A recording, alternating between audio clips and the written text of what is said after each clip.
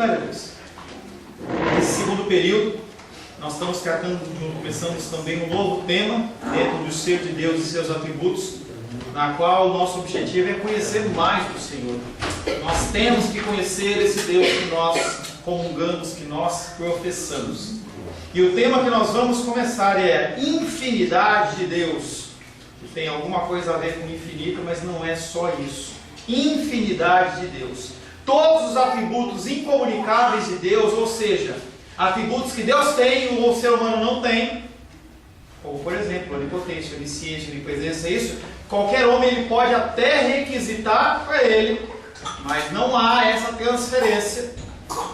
Todos os atributos incomunicáveis de Deus estão intimamente relacionados. Por que eles estão relacionados? Porque um não age sem que o outro esteja presente. Então, a minha manifestação de amor por você está vinculada com o seu tratamento com a minha vida. Não é assim com Deus. A minha misericórdia sobre a sua vida depende de como você me tratou no passado. Com Deus não é assim. Glórias a Deus. Então os atributos dele, eles são relacionados. Eles agem, todos eles, como um grande diamante com várias facetas, em que eles estão ali presentes. E Deus ele pode ser irado, já falamos isso em encontros anteriores. Ele pode executar a ira dele contra você e te amar. Ele pode executar o juízo dele contra você e ele te ama. Estou falando dos filhos, é claro. É claro. Aqueles que não são os filhos, aqueles que não são as filhas, eles estão como barco à deriva, vivendo segundo Zeca Pagodinho, deixa a vida me levar e a vida leva eu. Que é que nem um barco sem nenhum tipo de âncora, nenhum tipo de controle, em que o vento leva para lá, vai para lá, e vai para qualquer lugar em que o vento levar. Não é assim com os filhos de Deus. Tudo coopera, que é chamado segundo o seu propósito. Claro que você escolhe, você esquece a segunda parte do versículo, porque é cômodo você falar só a primeira parte, porque é a parte da bênção, né? Quando fala do propósito, falando da sua responsabilidade e do chamado de Deus sobre a sua vida. Todos os atributos incomunicáveis de Deus estão intimamente relacionados. Eles não são estanques, ou seja, eles não trabalham independentes entre si. Deus é independente e por isso ele é imutável, nós já vimos em encontros anteriores. É imutável porque não é alterado por nada que vem de fora. Estava saindo de casa hoje, blusinha de manga. Opa, Rosângela saiu do quarto com a blusa, hoje está frio. Voltei lá, peguei uma blusinha para mim. Eu me altero dependendo da situação ambiente. A Lourdinha estava tudo certo para ela vir. Esfriou o tempo, ela tem artrite, artrose, e aí o frio trouxe a dor para ela. E aí ela não consegue. Com Deus, não tem nada que por fora nós possamos mudar Deus. Nem a sua oração, nem o seu pensamento, nem a sua vigília, nem a marcha para Jesus. Ah, mas 1 milhão de pessoas andando lá na rua, com a faixinha na testa, blusinha, legal, maravilhoso. O que mudou na vida das pessoas? O que mudou no Brasil? O que mudou no Brasil? Depois da marcha para Jesus? O que mudou depois da festa do Divino? Ontem e hoje está lá em Planaltina, estava dando aula lá. O que muda? Jesus olha para essas coisas e fala: o que muda? Deus olha e fala: o que muda? Deus, quando olhava para as festas de lua nova do povo, falava assim: essas festas que vocês me trazem, eu estou a ponto de vomitar, porque o que eu ouço não é o que eu vejo no coração de vocês. Eu marcho para Jesus, mas eu maltrato a minha esposa. Eu marcho para Jesus, mas no meu comércio eu defraudo o meu cliente. Com Deus não é assim. Ele é o mesmo. Por isso que ele se apresenta, eu volto a falar, ele se apresenta para Moisés como eu sou, alguém que não muda.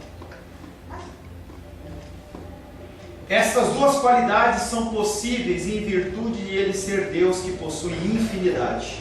Quando falamos da infinidade de Deus, estamos nos referindo à impossibilidade de se medir ou quantificar as características do ser divino.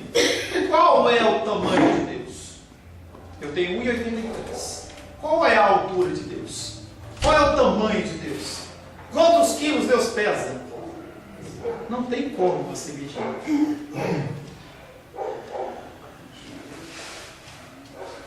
Não se pode medir ou quantificar as características. Quanto de amor Deus tem? Até quanto o amor de Deus vai?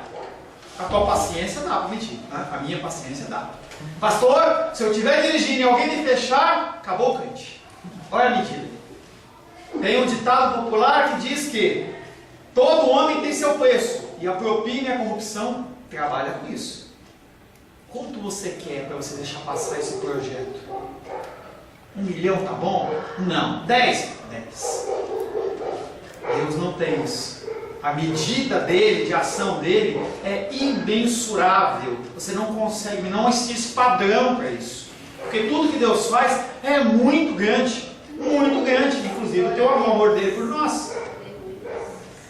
Há vários atributos que o homem possui e que são reflexos de alguns atributos que Deus tem.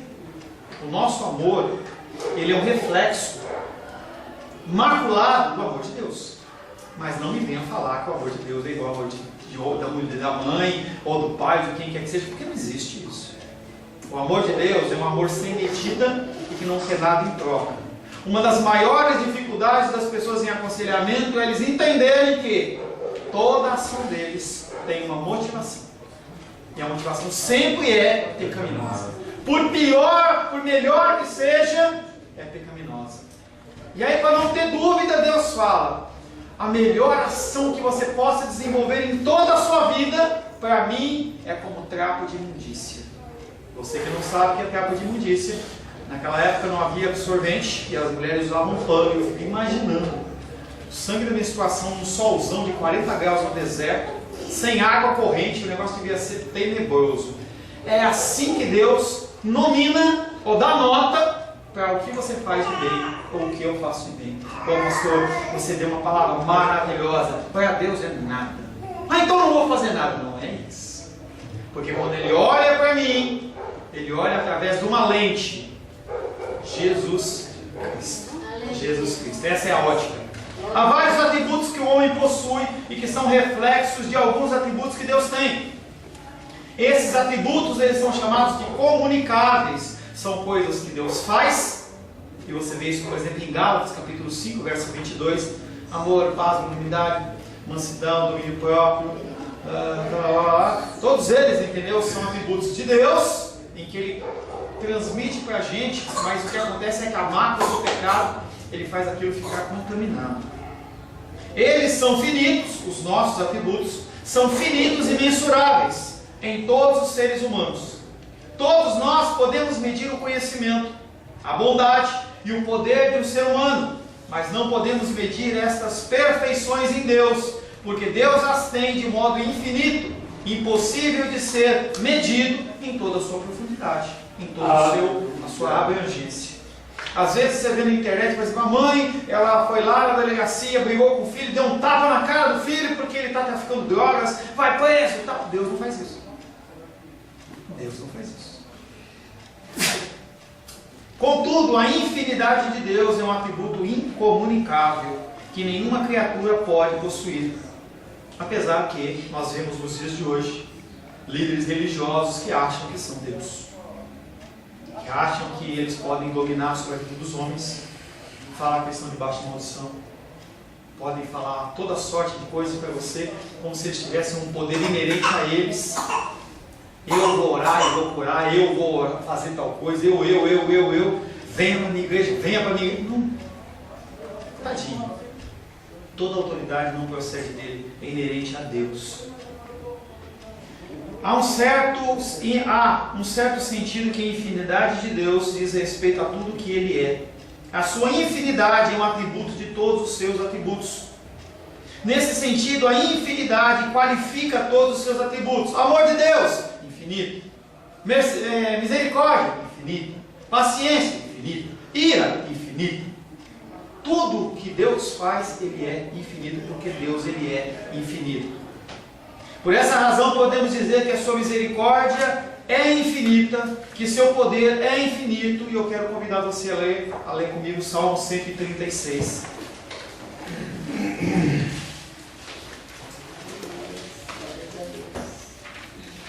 E se você é como eu, Talvez você seja mais santo que eu, mas eu confesso o meu pecado. Quando eu leio o Salmo 136, e quando passou 15 vezes que eu ouvi ele falar, e a sua misericórdia dura para sempre, eu fico morrendo de vontade de falar só o cabeçalho do versículo, porque eu já sei o que vai vir na sequência. Verso 1. Rendem graças ao Senhor, porque Ele é bom. Está falando da bondade de Deus. No Salmo 136 vai falar sobre as características de Deus. Verso 2. Rendem graças ao Deus dos deuses. Ele é Deus sobre todo Deus. Rendem graça ao Senhor dos senhores. Ele é Senhor sobre todos os senhores. Ele é o único que opera maravilhas. As maravilhas que acontecem através dele. Ele é aquele que dá o entendimento, verso 5. Ele é aquele que estendeu a terra sobre as águas, falando sobre criação. Fala sobre criação também no verso 7. Fala sobre criação no verso 8, no verso 9. Verso 10, ele vem falando sobre a ação dele, sobre os inimigos do seu povo. Verso 11 continua falando. Verso 12 também. Verso 13 também. Verso 14 ele também fala. Verso 15, precipitou no mar vermelho a Faraó e trouxe juízo, não só proteção sobre aqueles que apavoravam o povo de Deus. Verso 16, conduziu o seu povo para o deserto, deserto da sua vida, deserto das suas dificuldades. Ele fere os grandes reis, ele tira a vida dos reis, dos famosos reis, cita alguns reis que ele fez isso. Verso 22, ele dá em herança a Israel a terra que ele quer. Ele se lembra de você no momento de tristeza e abatimento. Ele nos liberta dos nossos adversários. E ele dá alimento para a nossa carne. Ele que dá alimento. E você vê lá em Mateus. Se você tem o que comer e beber, não se preocupa. Buscai primeiro o reino de Deus e sua justiça, e todas estas coisas serão acrescentadas. Na Cal não está inclusa. O carro, a SUV do último modelo não está incluso. O carro, a casa no lago, as melhores roupas, viagem para Paris, nada disso está incluído. Está incluído a oração do Pai Nosso, que é o pão nosso de cada dia, em que ele fala que não vai faltar nada. Verso 25, e dá alimento a toda a carne, porque a sua misericórdia dura para sempre. E aí o salmista ele fala, perante tudo isso, tributai louvores aos deuses dos céus, porque a misericórdia dele dura para sempre. E no mínimo, nós temos que falar, aleluia. Aleluia. Amém. No mínimo, isso. A mínima coisa que você tem que fazer ao acordar é olhar para o lado, opa, estou vivo. Olha para o lado, veja a minha esposa. Glórias a Deus. Tenho alimentação, tenho vestuário, tenho moradia, tenho transporte. Glórias a Deus. A infinidade de Deus, ela pode ser vista de duas maneiras. Quando vista em relação ao tempo, nós estamos chegando na pergunta da Menise. Quando nós falamos em relação ao tempo, nós chamamos como o tempo para Deus? Eternidade. Quando nós pensamos no tempo de Deus, dá uma encostadinha na porta, por gentileza.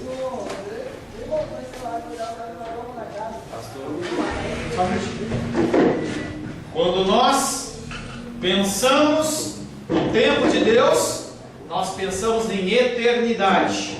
E quando vemos com relação ao espaço, nós chamamos de onipresença. Essa infinidade de Deus, quando se pensa em tempo, é eternidade. Quando você pensa em espaço, em tamanho, você fala em onisciência. Quem ia perguntar alguma coisa? Onipresença. Não é assim mesmo. É só quando eu vou copiar. Vou pegar. Tá? Eternidade. Voltando para a pergunta da Menise. Qual, Menise, é a nossa menor unidade de tempo? Unidade de tempo. Qual é? Milésimo de segundo. Vamos para o segundo, que é o padrão. Segundo. Depois disso, continua. Dia, semana, mês, Ano, década, século, milênio. E aí, como é que a Glória fez? Por quê? A nossa mente não consegue imaginar 1 milhão de anos. Você consegue imaginar 1000 anos. Consegue, querida. A gente consegue imaginar Egito, entendeu? A gente começa. No Egito tem muito menos, muito mais, entendeu? A gente consegue imaginar no ano 1500, descobrimento do Brasil, 300 anos atrás, entendeu? A gente consegue imaginar 2000 anos, o contexto da igreja primitiva, Império Romano, aqueles filmes de gladiador. Você pode conseguir, voltando atrás, você vai imaginando outras civilizações. Qual que é o máximo de unidade que a nossa mente entende? Milênio. Por mais que o cientista lá no Fantástico, ele fala assim, olha, eu descobri um controle de projetor que tem 50 bilhões de anos. O grilinho faz assim, cri, cri, cri, cri. Você não tem nenhuma noção. Estava lá fora, aí os filhos do Sebastião perguntaram para mim assim, pastor, quantos anos você está fazendo? Eu falei para ele, 51. Aí a filha dele tem 15, por exemplo, assim, você está velho, né? Para ele você vai chegar lá. Vai chegar lá, entendeu? A unidade de tempo nossa, ela é nesse tipo de comparação. Então, quando Deus, Menise, ele está dando uma referência para a gente saber como que se mede, eu tenho uma noção do tempo dele, ele fala, para mim, um dia, melhor, para mim, 1000 anos de vocês é como se fosse um dia. O que ele está falando não é nada, é comparação, para que a nossa mente consiga entender e estabelecer que o tempo de Deus, se ele pudesse ser medido, é muito mais do que eu posso imaginar. Um dia desse que eu li um salmo, eu não sei se é o 90, eu não sei, um versículo falando que a nossa vida é como alguns palmos de Deus. Acho que é assim, mais ou menos. Que a nossa vida é como alguns palmos de Deus. Alguns palmos. Eu não lembro muito bem a referência. Tudo isso isso é referência. Como é que as pessoas mediam as coisas? Uma medida da Inglaterra é pé de profundidade. Se for medir profundidade, eles não falam em metros. Pé. O que é o pé? Era o tamanho do pé do rei da época. Então era uma unidade. Então Deus está falando do que era comum ao povo. Quando Jesus Cristo ele dá os exemplos dele, ele dá exemplos do natural, exatamente para a gente conseguir fazer relação. Quando o apóstolo Paulo ele vem falar sobre a armadura de Deus, e ele fala do capacete, o cinto, ele está falando a figura de quem? De um soldado romano, que era o poder bélico maior na época. Então, para que as pessoas entendessem como que era a armadura de Deus, se colocava a figura do soldado romano. E se você olhar a figura de um gladiador, não um gladiador, um soldado romano, aquele chapéu, a forma do chapéu dele que protegia a nuca, protegia os ouvidos, entendeu? Para que não houvesse nenhum tipo de instrução diferente, que é o capacete da salvação. Entrou o capacete na sua mente, não deixa que outras palavras venham. O irmão estava compartilhando o que ele passou lá, o cara começou a falar sobre espiritismo. Espera um pouquinho, opa, tem uma coisa errada. Ele não sabia que estava errado, mas aquilo entrou. Estranho. Toda a palavra de Deus, ela tem esse sentido de falar para que nós venhamos a entender. Ezequiel, quando fala do querubim, ele fala de algo que ele entendia. Porque aquela figura é uma figura que é incompreensível. Então se dá expressões para que se possa entender. Porque Deus ele é Espírito. As coisas de Deus são espirituais. O tempo de Deus ele não pode ser medido. Não há tempo presente, passado e futuro para Deus. Nós vivemos no nosso tempo cronológico, medido de segundos até milênios. Mas fora disso, sai do escopo da nossa mente. Nós não conseguimos. Mesmo quando a gente fala milésimo de segundo, a gente não consegue imaginar. Porque é uma unidade de medida, tudo. Mas o segundo para a gente é algo muito rápido. Falei, 1 a 2. É muito rápido. Entendeu? Então o padrão nosso é esse. Deus ele não está querendo se enquadrar no nosso padrão. Mas ele está mostrando como que é comparativamente ao que a gente entende. A eternidade de Deus já era crida desde o começo dos nossos pais na fé. Gênesis capítulo 21, verso 33. Pode abrir a porta, por favor, de novo. Gênesis capítulo 21. Não, é só para abrir, tá? Ô Nicolas, ajuda ele, quem consegue. Não, é que a porta lá põe, não tem problema, pode ir. Para fechar tem que segurar, senão ela quebra. A bola já era. Dá curso. Vamos lá, gente? Alguém? Débora, por favor. Gênesis capítulo 21, verso 33. Plantou Abraão tamargueiras em Berseba, e invocou ali o nome do Senhor, Deus eterno. Abraão, desde o início, não havia nem povo judeu, já reconhecia a figura de Deus como eterno, algo que foi embutido no seu coração, porque depois de Noé, a grande figura é Abraão. É Abraão. Encontre a posição com a transitoriedade dos deuses pagãos. O nosso Deus, ele é eterno. Essa crença na eternidade atravessou a história através das escrituras, porque o escritor é o mesmo. Você não encontra divergências nas escrituras, porque o escritor é o mesmo. Romanos capítulo 16, verso 26.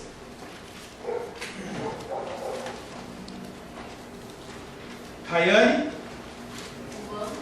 16, verso 26.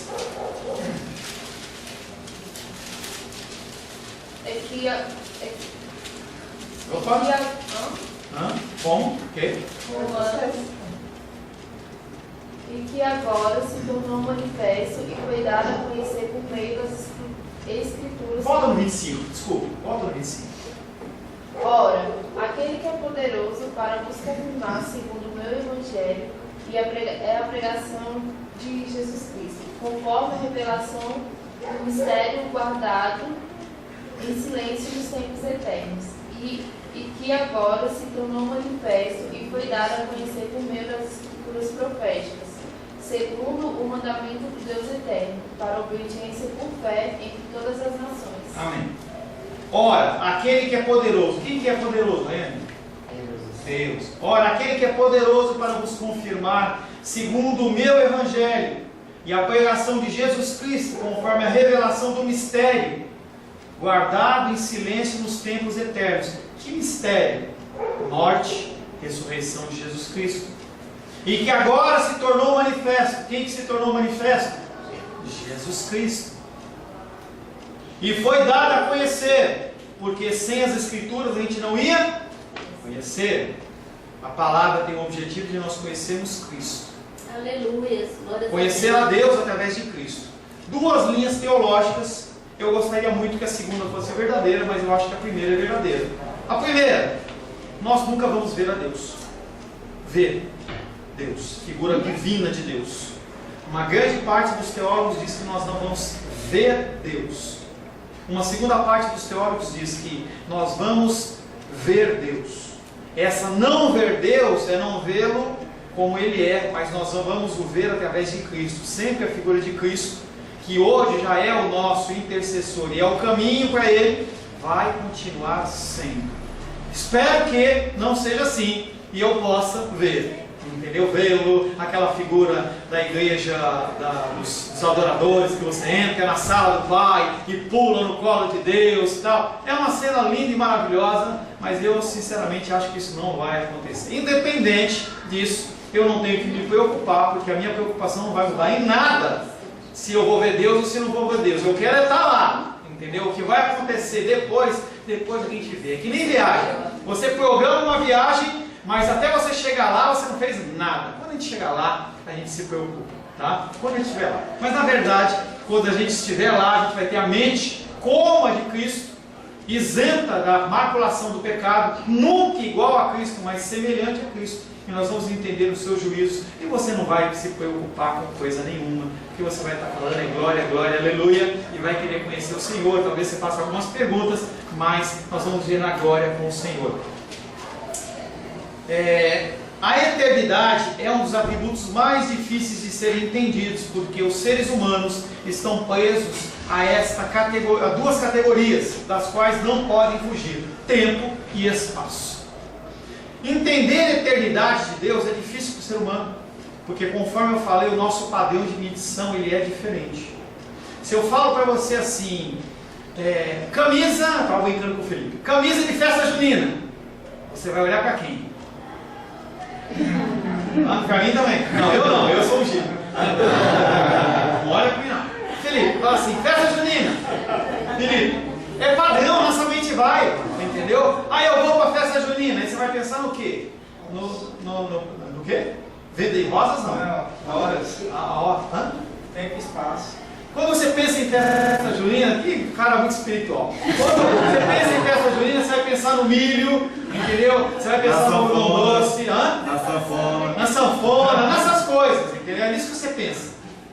Se eu falar para você pão de açúcar, você vai imaginar aquele mercado, aquelas prateleiras. A gente trabalha com comparação.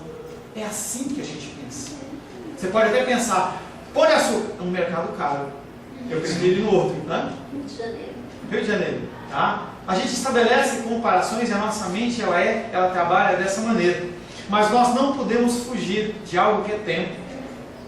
Eu estou olhando aqui para o relógio e o relógio está andando. Tic-tac, tic-tac, tic-tac. Daqui a pouco eu vou falar assim, em nome de Jesus, amém, acabou. Entendeu? O meu aniversário ainda vai até semana que vem, até sábado, entendeu? Se você lembrar, você pode falar lá em casa, é assim que eu peço, entendeu? Então a minha filha acordou hoje e falou assim, papai, feliz aniversário. Eu falei, Luísa, muito obrigado por você ter lembrado. É assim, tá?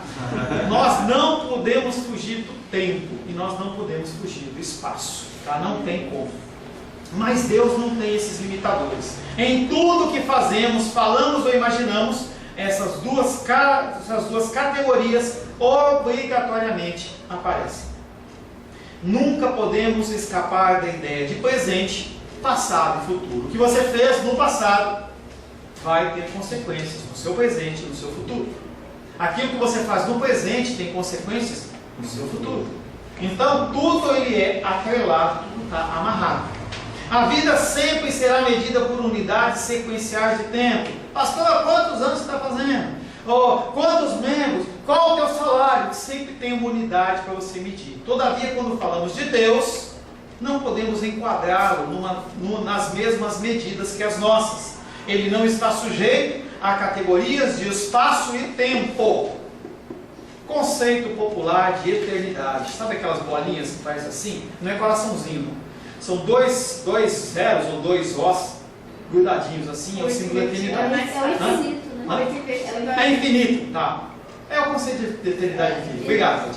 Esse conceito é aquele que está vinculado a um tempo sem fim. As Escrituras usam tal conceito para explicar esse atributo de Deus. Essa linguagem ela pode ser facilmente compreendida. Salmos 90. Salmos 90 fala sobre a eternidade de Deus. Pastor, você pode explicar, por favor? Posso. Aqui eu esqueci. Irmão Cláudio, eu tenho uma coisa triste para lhe informar. Triste. Antigamente o senhor era referência de aleluias e glória a Deus, mas você perdeu o seu posto para a Cláudia. Então você tem que se policiar melhor, tá? Ele continua sendo. Continua. Vamos. Salmos 90. Eu vou ler. Salmos 90, verso 1. Senhor, Tu tens sido o nosso refúgio de geração em geração. Cada geração tem algo em torno. 70 anos. 40? Não, na Bíblia, cada geração tá. Mas a gente pensa hoje, dentro da nossa longevidade, algo em torno de 70. 70 é uma idade média. Então ele fala, Senhor, Tu tens sido o nosso refúgio de geração em geração. Independente de se é na minha geração, se é dos meus filhos, ou dos meus pais, ou dos meus netos, o Senhor continua sendo refúgio. Verso 2, verso 1. Como o salmista pode afirmar com toda certeza que o Senhor é refúgio dos crentes por geração sem conto? Por causa da relação com o tempo. Deus não é afetado pela noção temporal como nós o somos. A expressão de geração em geração mostra o refúgio duradouro que Deus é para o seu povo, ao mesmo tempo que indica a transitoriedade dos seres humanos em contraposição à duração infinita de Deus. Quando você pensa numa geração, se Deus ele tem você como filho, você aceitou Ele, você se converteu, é eterno, não se perde. Lá em Josué, no fim do seu discurso, ele está novamente retomando a aliança com o povo de Israel, e ele fala assim, vocês eu não sei, mas eu e a minha casa serviremos ao Senhor. O que ele está falando ali, não é que porque eu sou salvo, a minha filha é salva, não é isso. O que acontece é, Se você é um salvo, se você é uma pessoa que realmente entendeu o conceito de Deus, você não vai ter uma vida comum. O que acontece é que os seus filhos começam a imitar os seus procedimentos. E por imitar os seus procedimentos, o que acontece é que eles também vão entrar nos caminhos do Senhor. Simples assim. Observe os teus filhos e vê os cacoetes que ele tem quando ele observa a sua vida. Como faz, como você faz. Eu fico de cara quando eu vejo a minha esposa e a minha filha juntas. A minha filha copiando gestos e não sei o que e tal. Por quê? Ela olha isso e ela copia isso. Quando você, como pai, age de uma maneira sábia, os seus filhos eles copiam isso. E se você age de uma maneira dissoluta? Nem sempre. Esse é o grande mistério de Deus. Porque você pode ser influenciado, mas não é determinante. Se você teve um pai, uma mãe mala, prostituto, drogado, blá, blá, blá, blá, não necessariamente você é. E você vê isso dentro da linhagem dos reis de Judá, em que você vê lá um fez mal, que era mal aos olhos do Senhor. Quando vê o outro, fez o que era bom. Rei Josias, ele veio de um avô, Manassés, que foi o pior da linhagem, que se converteu no finalzinho da sua vida, mas que ele tinha sido 40 anos mais ou menos ruim, idólatra, em que o povo todo copiou ele, em que o seu filho, que me foge o nome agora, foi pior que Manassés, e quando Josias nasce, Deus tinha um outro propósito para aquele menino. Aquele menino começa a crescer, por cargas d'água, ele pega Deuteronômio na mão e começa a ler, e ele rasga suas vestes e fala assim: meu Deus, o que nós estamos fazendo? E ele se arrepende. E o juízo que era para vir no reinado de Josias, Deus posterga. Aleluia. Porque Josias mudou, não, porque já era plano de Deus. Já era plano de Deus. Porque nessa questão desse versículo, né, querendo ser Jesus será salvo tu e tua casa, é complicado, né? Josué fala isso. Ah, tá, esse versículo. Então, acho que em Atos também tem. Eu acho que sim. E é complicado, né? Porque normalmente a gente tem esse pensamento, que ao passo que a gente se converte, a nossa família também, a gente clama para que a nossa família também seja corretamente salva. Nós devemos fazer isso. E é difícil, porque, tipo, Davi, né? Davi foi chamado no segundo o coração de Deus, mas nem todos os filhos dele foram salvos. Eu acho que nenhum. Só Salomão e olha lá.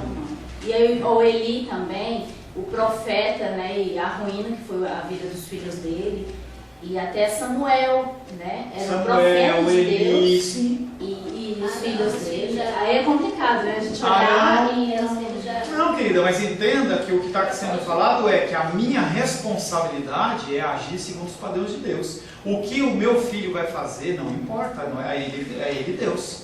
O versículo está falando que eu tenho que agir correto.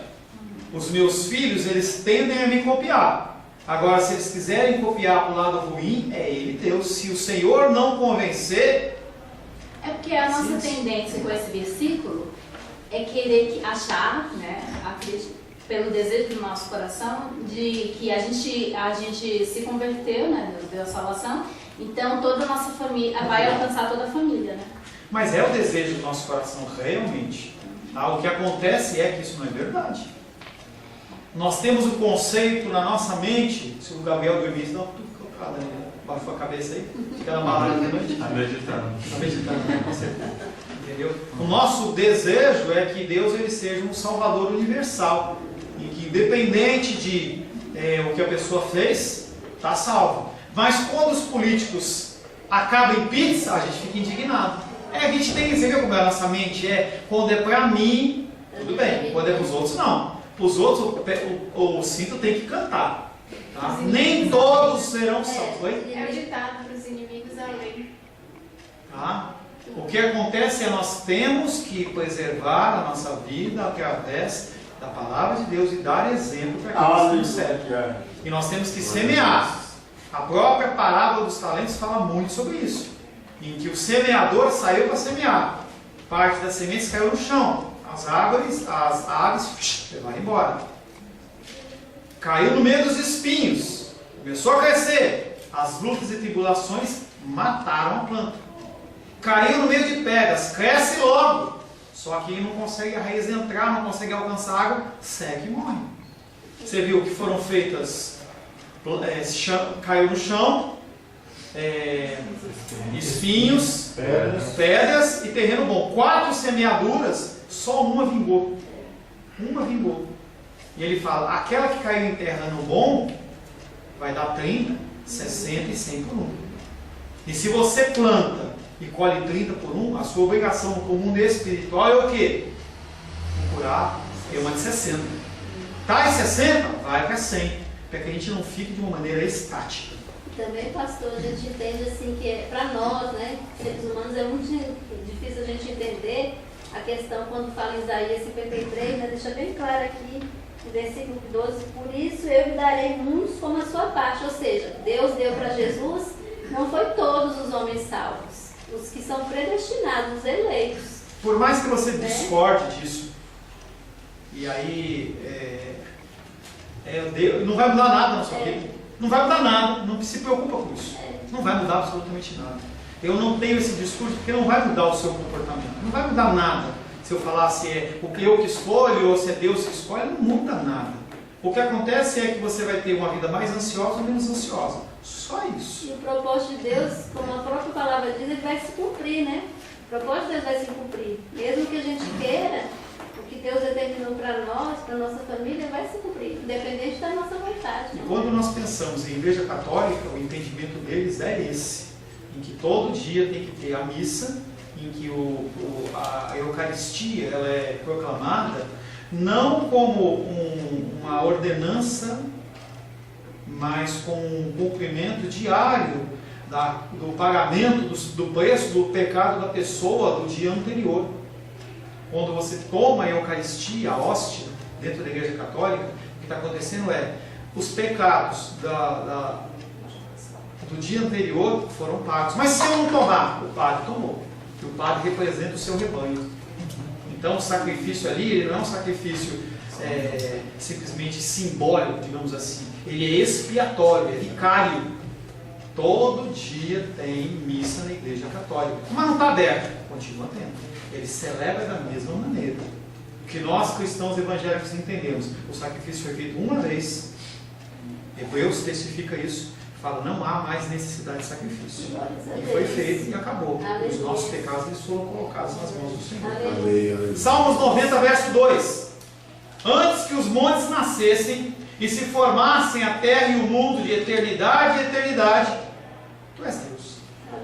E aí ele fala de montes, ele fala de terra, ele está falando do mundo. Antes que qualquer dessas coisas fosse criada, já havia a condição de Deus. As gerações vêm e vão, mas Deus ele permanece o mesmo. Todavia, os seres humanos perecem a cada vez que Deus ordena ou que Deus permite. Salmos 90, versos 3 e 4. Tu quem? Deus. Tu reduzes o homem ao pó.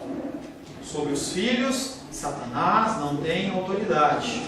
Tu reduzes o homem ao pó e dizes, tornai filhos dos homens, pois 1000 anos aos teus olhos são como o dia de ontem, que se foi, e como a vigília da noite, ou seja, nada. Nada. Vigília da noite, cada vigília tinha um ciclo de 3 ou 4 horas. Então era rápido. Nós já estamos aqui na igreja há 2h30 no mínimo. Vigília, passou. Deus não é nada. É por essa razão que para ele 1000 anos não representam nada. Para finalizar, Jó 36, 26. Jó 36, 26. Crianças, entrem, sentem, que eu estou finalizando. Jó 36, 26. Eis que Deus é grande e não podemos compreender. O número dos seus anos não se pode calcular. O curioso é que os deuses dos pagãos não possuem essa característica, porque foram criados pela imaginação humana. E eternidade é algo que não faz parte da mente humana. Por isso que os deuses gregos, romanos, qualquer que seja, eles nunca colocam o conceito da eternidade. Porque o ser humano só cria Deus no seu coração, ou para que ele adore, segundo os padrões do que ele acha perfeito. E como o homem não consegue entender a eternidade, você não consegue imaginar nunca a figura de Zeus como um Deus eterno, Hades como Deus eterno. E se você for ver, ou ler mitologia, ou ver os filmes que passam por aí, o que você vai identificar é que se não houver adoração aos deuses, eles morrem, porque eles precisam da adoração.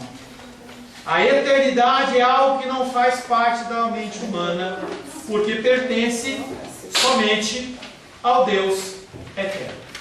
O nosso Deus, ele é eterno. Semana que vem eu vou começar a falar sobre tamanho de Deus, ou seja, a impossibilidade de se conseguir medir a Deus. Senhor, te louvamos por mais esse tópico que nós podemos explorar a respeito da eternidade desse Deus maravilhoso ao qual nós confessamos. Um Deus que não pode ser medido em tempo, um Deus que não pode ser medido em espaço, um Deus que não pode ser quantificado no seu amor, na sua graça e na sua misericórdia, e que por isso nós não somos consumidos. Queremos, Pai querido, entregar a nossa vida, a nossa mente, o nosso coração na Tua presença, pedindo a Ti que o Senhor guarde o nosso coração por toda a eternidade, Senhor, de geração em geração, mas especificamente neste dia que se chama hoje. Que nós possamos ter uma tarde abençoada na Tua presença e que nós possamos à noite novamente nos reunir para louvar, adorar e bendizer o santo nome do Senhor. Em nome de Jesus. Amém.